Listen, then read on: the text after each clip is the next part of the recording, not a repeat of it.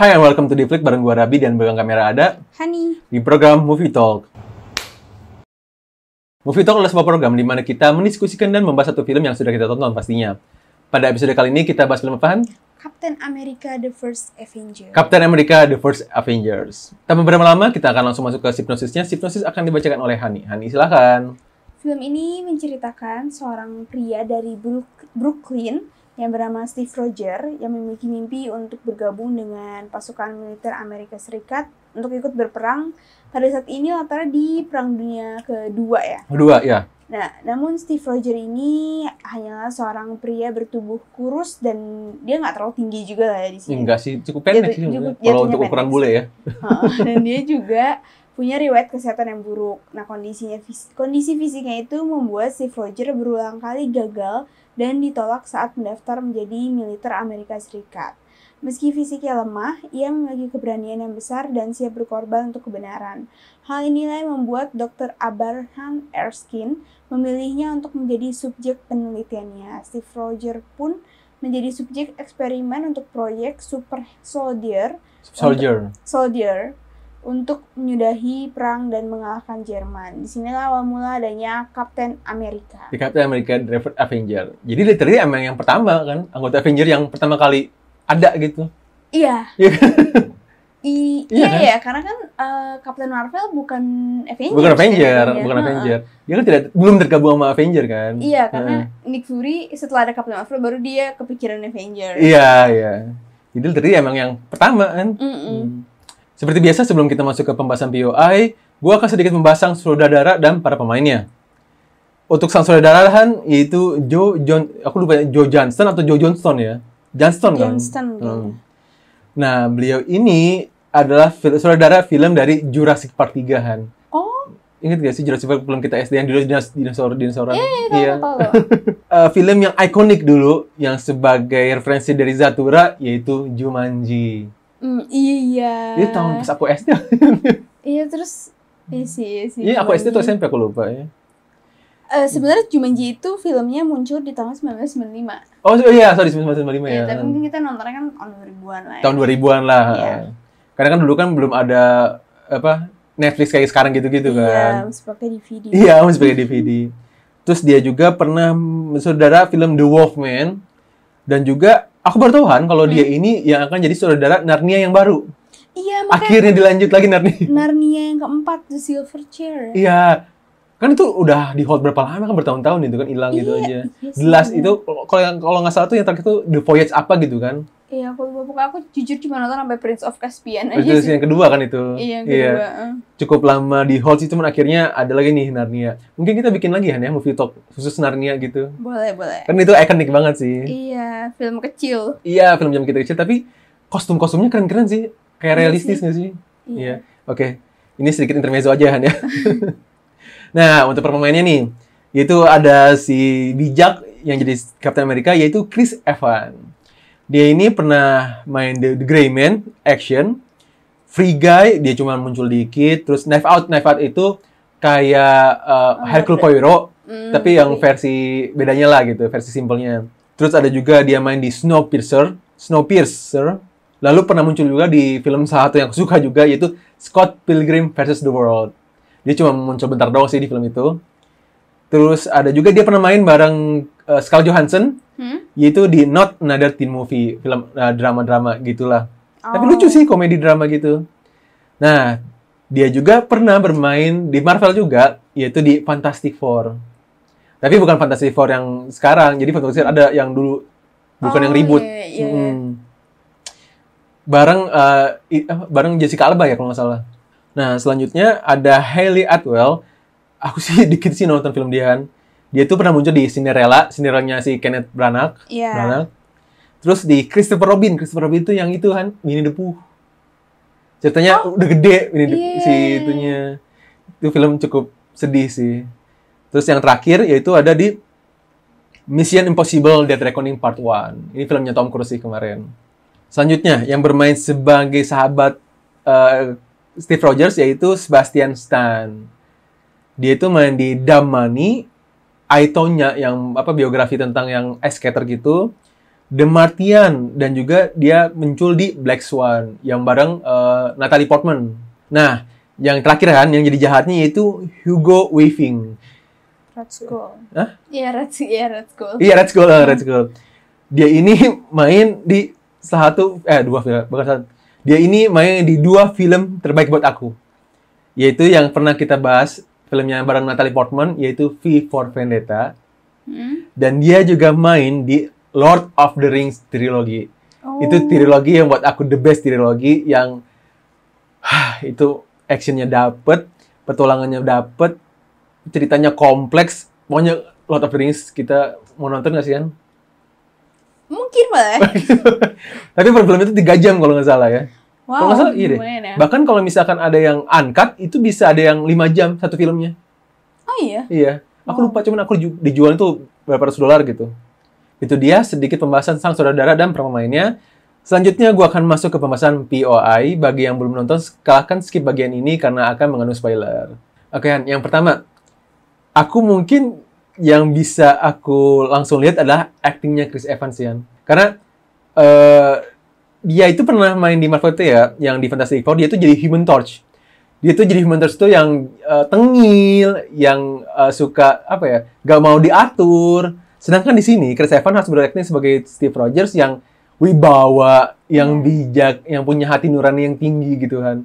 Kayak sosok menurut aku Captain America ada sosok pemimpin yang benar-benar pemimpinnya Avengers. Iya, iya. Semuanya sih dia.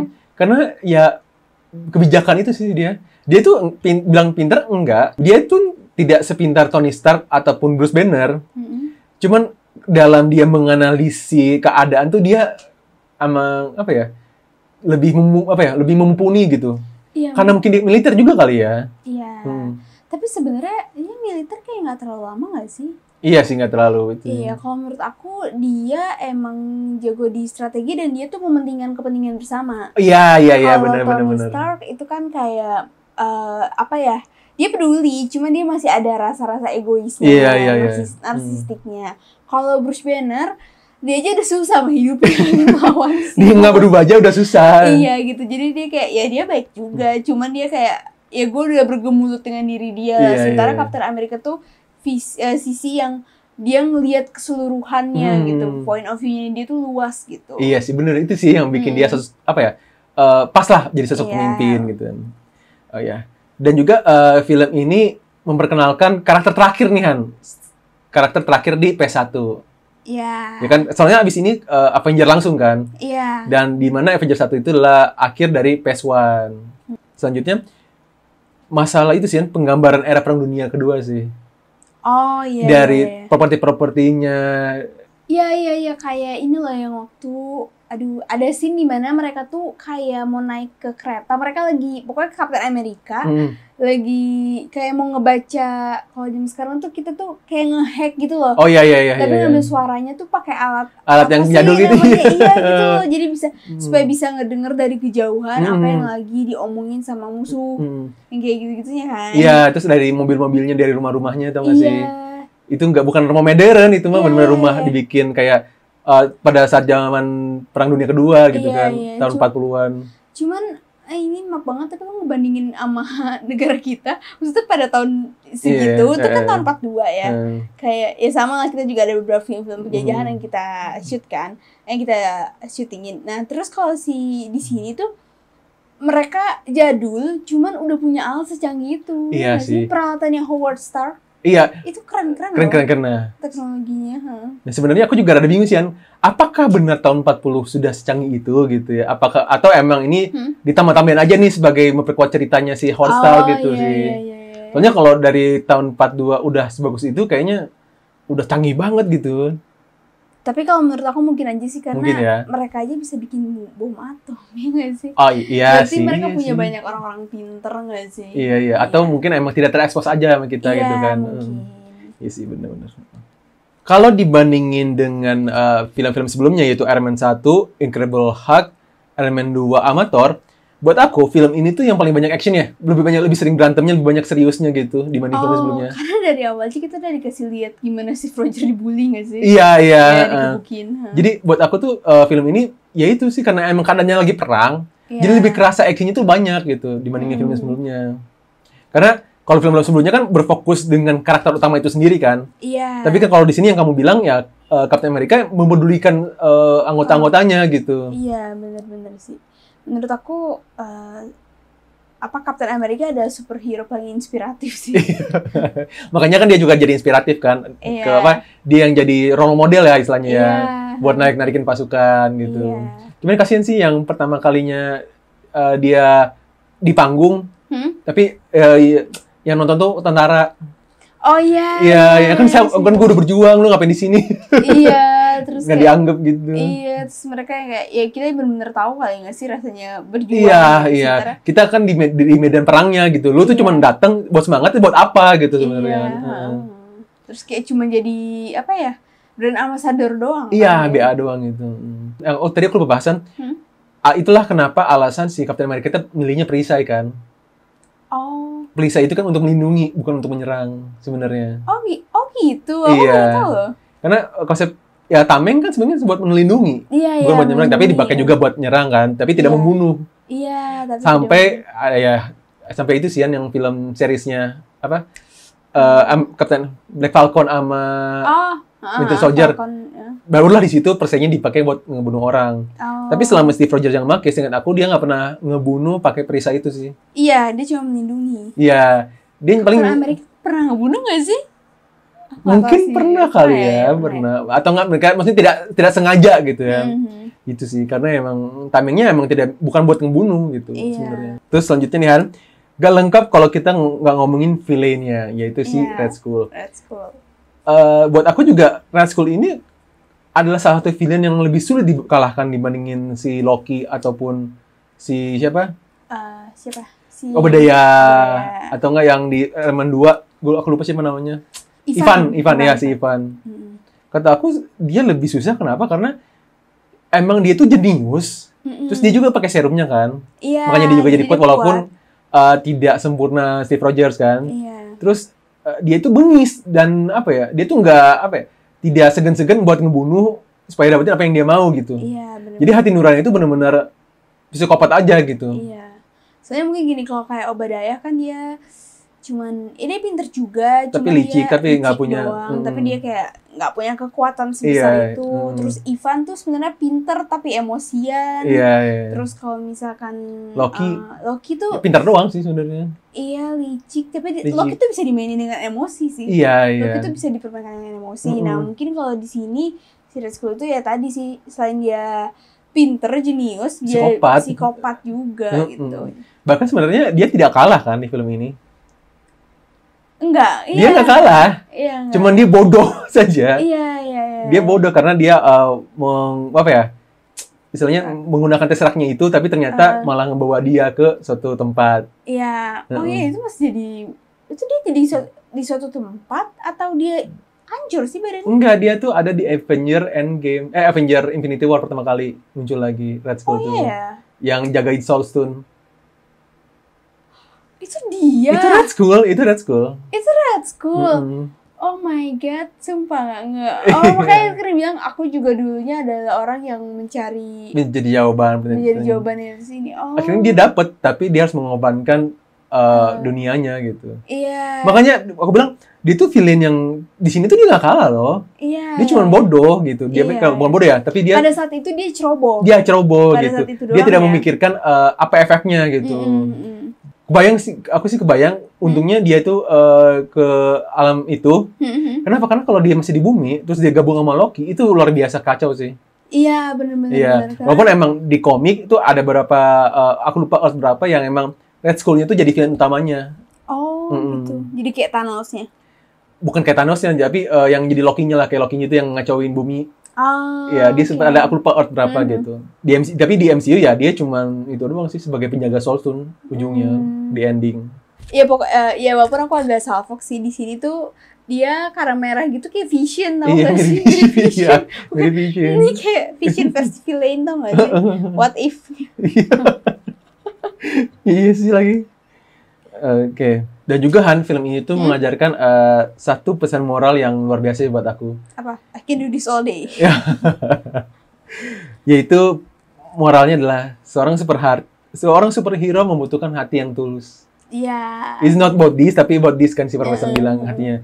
Karena ya jadi superhero ya lu harus bijak gitu segala macam. Bukan masalah kekuatan kok. Kalau misalkan kekuatan masih banyak yang lebih kuat gitu kan. Tapi masalah hati yang tulus untuk nolongin orang, gak semua orang bisa gitu loh. Iya. Seperti ya itu kita tahu yang Tony Stark, Bruce Banner, ya dia lebih fokus ke dirinya sendiri kan dibanding ke orang lain. Iya. Gitu sih.